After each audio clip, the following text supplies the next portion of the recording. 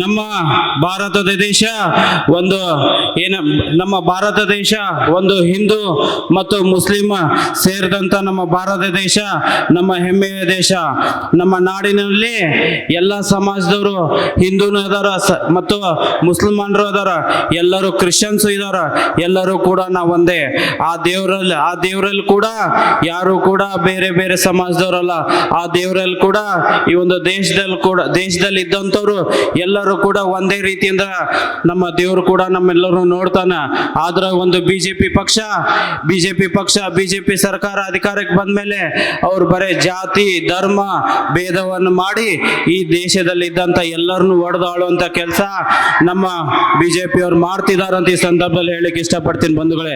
ಒಂದು ಸಣ್ಣ ಉದಾಹರಣೆ ಕೊಡೋದಾದ್ರ ಏನಂತಂದ್ರ, ಒಂದು ಗಾಡಿ ಬೈಕ್ ಮತ್ತು ಕಾರ್ ಚಾಲು ಆಗ್ಬೇಕಂದ್ರ ಚಾವಿ ಬೇಕು. ಚಾವಿ ಅಂದ್ರೆ ಕೀ ಬೇಕು. ಆದ್ರ ಈ ಒಂದು ಮನಿತನ ಒಂದು ಕುಟುಂಬ ನಡಿಬೇಕಂತಂದ್ರ, ಒಂದು ಮನುಷ್ಯನ ಜೀವನ ನಡಿಬೇಕಂದ್ರ ತಿನ್ಲಿಕ್ಕೆ ಅನ್ನ ಬೇಕು. ಅನ್ನ ಬೇಕಂತಂದ್ರ ಅನ್ನ ಬೇಕಂದ್ರ ಅದನ್ನ ತಗೋಬೇಕಂದ್ರ ಹಣ ಬೇಕು. ನಮ್ಗೆ ಹಣ ಬೇಕಂತಂದ್ರ ಉದ್ಯೋಗ ಬೇಕು. ನಮ್ಮಂತ ಯುವಕರಿಗೆ ಉದ್ಯೋಗ ಬೇಕು. ಉದ್ಯೋಗ ಈ ಒಂದು ಬಿಜೆಪಿ ಪಕ್ಷ ಕೊಡಿಸ್ಲಿಲ್ಲ. ಆದ್ರೆ ಬಿಜೆಪಿ ಪಕ್ಷ ಯಾವಾಗ್ಲೂ ಕೂಡ ಜಾತಿ ಧರ್ಮದ ನಡುವೆ ಜಗಳ ಹಚ್ಚಿ ಮತ್ತೆ ಅವನ್ನ ಕೇಳುವಂತ ಈ ಒಂದು ಬಿಜೆಪಿ ಪಕ್ಷ ಮಾಡ್ತಿದೆ. ಬಂಧುಗಳೇ, ತಮ್ಮೆಲ್ಲರೂ ಕಳಕಳಿಯಿಂದ ಕೇಳುವುದೇನಂತಂದ್ರ, ತಾವೆಲ್ಲರೂ ಆಶೀರ್ವಾದ ಮಾಡ್ರಿ. ನಮ್ಮ ಪಕ್ಷ ಅಧಿಕಾರಕ್ಕೆ ಬಂದ್ಮೇಲೆ ಎಲ್ಲ ಯುವಕರಿಗೆ ಉದ್ಯೋಗ ಕೊಡಿಸುವಂತ ಕೆಲಸವನ್ನು ನಾವು ಪ್ರಾಮಾಣಿಕವಾಗಿ ಮಾಡ್ತೇವೆ ಅಂತ ಈ ಸಂದರ್ಭದಲ್ಲಿ ತಮ್ಮೆಲ್ಲರೂ ಹೇಳಲಿಕ್ಕೆ ಇಷ್ಟಪಡ್ತೀನಿ ಬಂಧುಗಳೇ. ಇವತ್ತಿನ ದಿವಸ ತಾವೆಲ್ಲರೂ ಕಾಂಗ್ರೆಸ್ ಪಕ್ಷಕ್ಕೆ ವೋಟ್ ಹಾಕಿದ್ರ ಉದ್ಯೋಗ ಸೃಷ್ಟಿ ಆಗ್ತಾವ. ಅದೇ ರೀತಿ ನಮ್ಮ ಕಾಂಗ್ರೆಸ್ ಪಕ್ಷ ಡಾಕ್ಟರ್ ಬಾಬಾ ಸಾಹೇಬ್ ಅಂಬೇಡ್ಕರ್ ಹಾಕಿ ಕೊಟ್ಟಂತ ಸಂವಿಧಾನ ನಂಬಿ ನಡೆಯುವಂತ ಕಾಂಗ್ರೆಸ್ ಪಕ್ಷ ಇದೆ. ನಮ್ಮ ಬಾಬಾ ಸಾಹೇಬ್ ಅಂಬೇಡ್ಕರ್ ಯಾವಾಗ್ಲೂ ಹೇಳ್ತಿದ್ರು, ದೇವಸ್ಥಾನದಲ್ಲಿ, ಮಸೀದಿನಲ್ಲಿ, ಚರ್ಚಿನಲ್ಲಿ ನಾವು ಯಾವಾಗ್ಲೂ ಕೂಡ ಪ್ರವೇಶವನ್ನು ಮಾಡ್ಲಿಕ್ಕೆ ನಮ್ಮ ಬಾಬಾ ಸಾಹೇಬ್ ಅಂಬೇಡ್ಕರ್ ಅವರ ಒಂದು ಹಾಕಿ ಕೊಟ್ಟಂತ ಸಂವಿಧಾನವನ್ನು ಗೌರವಿಸ್ತೀವಿ. ಅದೇ ರೀತಿ ಇವರು ಬಿಜೆಪಿ ಅವರು ಹೇಳ್ತಾರ, ನಾವು ಅಧಿಕಾರಕ್ಕೆ ಬಂದ್ಮೇಲೆ ಎಲ್ಲಾ ಗುಡಿಯಲ್ಲಿ ಎಲ್ಲ ಇದರಲ್ಲಿ ದರ್ಶನವನ್ನು ಮಾಡ್ಲಿಕ್ಕೆ ನಾವು ಫ್ರೀ ಅನ್ನೋ ಅವಕಾಶವನ್ನು ಮಾಡ್ಕೊಡ್ತೀವಿ ಅಂತೇಳಿ ಹೇಳ್ತಾರ. ಆದ್ರ ನಮ್ಮ ಜಾತಿ ಧರ್ಮವನ್ನು ಭೇದ ಭಾವ ಮಾಡೋದು ಬೇಡ. ನಮ್ಮಂತ ಯುವಕರಿಗೆ ಉದ್ಯೋಗವನ್ನು ಕೊಡ್ರಿ. ರೈತರಿಗೆ ಒಂದು ಕಣ್ಣಿರುವಂತ ಕೆಲಸ ಮಾಡುವಂತ ಯೋಜನೆಗಳನ್ನು ಕೊಡ್ರಿ. ರೈತರು ಬೆನ್ನೆಲುಬಾಗಿ ನಿಂದಿರುವಂತ ಕೆಲಸಗಳನ್ನ ಮಾಡುವಂತ ರೈತರಿಗೊಂದು ಗೌರವವನ್ನು ಕೊಡ್ರಿ ಅಂತ ಈ ಸಂದರ್ಭದಲ್ಲಿ ಹೇಳಿಕ್ಕೆ ಇಷ್ಟಪಡ್ತೀನಿ ಬಂಧುಗಳೇ. ನಮ್ಗೆಲ್ಲರೂ ಕೇಳ್ತಾರ, ಕಾಂಗ್ರೆಸ್ 70 ವರ್ಷದಲ್ಲಿ ಏನ್ ಮಾಡೈತಿ.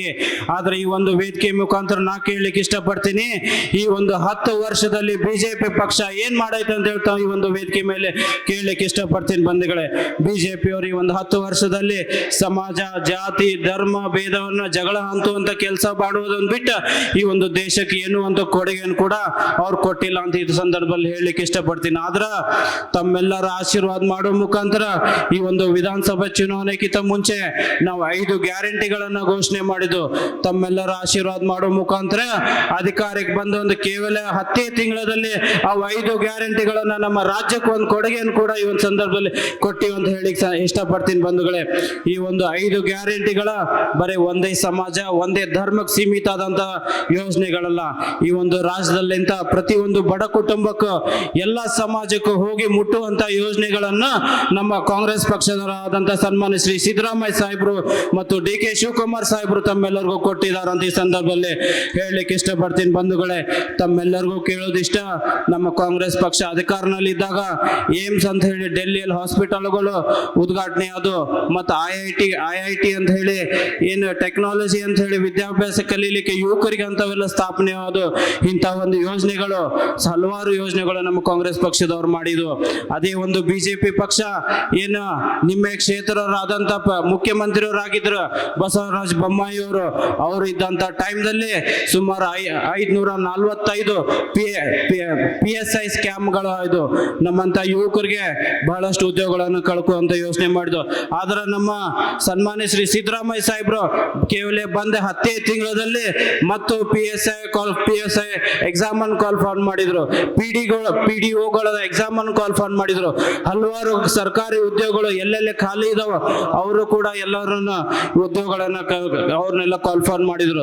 ತಮ್ಮೆಲ್ಲರಿಗೂ ಕೇಳ್ಕೋದಿಷ್ಟ, ನಮ್ಮ ಕಾಂಗ್ರೆಸ್ ಪಕ್ಷದಲ್ಲಿ ಏನು ಸಿದ್ದರಾಮಯ್ಯ ಸಾಹೇಬರು ಮತ್ತು DK ಶಿವಕುಮಾರ್ ಅವರು, ನಮ್ಮ ಜಿಲ್ಲಾ ಉಸ್ತುವಾರಿ ಮಂತ್ರಿಗಳಾದಂತಹ ಸನ್ಮಾನ್ಯ ಶ್ರೀ ಸಂತೋಷ್ ಲಾಡ್ ಸಾಹೇಬರು ಮತ್ತು ವಿನಯಣ್ಣ ಕುಲಕರ್ಣಿ ಅವರು, ಪ್ರಸಾದ್ ಅಬ್ಬಾಯಿ ಅವರು ಮತ್ತು NH ಕೋಂಡ್ರೆಡ್ಡಿ ಅವರು, ಸಲೀಂ ಅಹಮದ್ ಅವರು ಮತ್ತು ಯಾಸಿರ್ ಖಾನ್ ಪಠಾಣ್ ಅವರು ಮತ್ತು ಸೋಮಣ್ಣ ಬಯಣ್ಮಾರ್ದವರು ಮತ್ತು ನಮ್ಮ ಖಾದ್ರಿ ಅವರು ಈ ಒಂದು ವೇದಿಕೆ ಮೇಲೆ ಇವರೆಲ್ಲರ ಒಂದು ಸಮ್ಮುಖದಲ್ಲಿ ಕಾಂಗ್ರೆಸ್ ಪಕ್ಷ ನನಗೊಂದು ಅವಕಾಶವನ್ನು ಮಾಡಿಕೊಟ್ಟಿದೆ.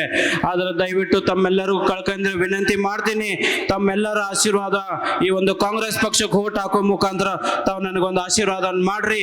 ಸದಾ ಕಾಲ ತಮ್ಮ ಬೆನ್ನೆಲುಬಾಗಿ ನಿಂತು ತಮ್ಮ ಕಷ್ಟಗಳಿಗೆ ನಾವೊಂದು ಸದಾ ಕಾಲ ನಿಮ್ ಗುಡಾಗಿ ಇರ್ತೀನಿ. ನಿಮ್ಮ ಏನೇ ಸಮಸ್ಯೆ ಇದ್ರು ಕೂಡ ಈ ಒಂದು ವೇದಿಕೆ ಮೇಲೆ ಇದ್ದಂತವ್ರು ಸದಾ ಕಾಲ ಈ ಒಂದು ಜನರ ಸೇವೆಯನ್ನು ಮಾಡ್ಲಿಕ್ಕೆ ಒಂದು ಅವಕಾಶವನ್ನು ಮಾಡಿಕೊಡ್ರಿ ಅಂತ ಹೇಳಿ ಒಂದು 2 ಮಾತು ಮುಗಿಸ್ತೇನೆ ಬಂಧುಗಳೇ.